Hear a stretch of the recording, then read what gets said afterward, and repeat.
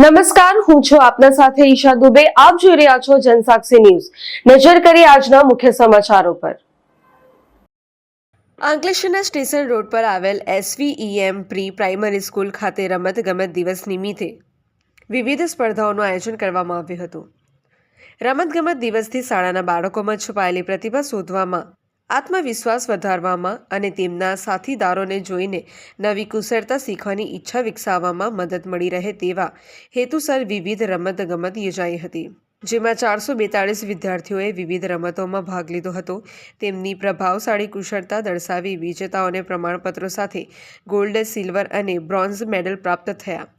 કાર્યક્રમમાં વાલીઓએ પણ વિવિધ રમતોમાં ભાગ લીધો હતો.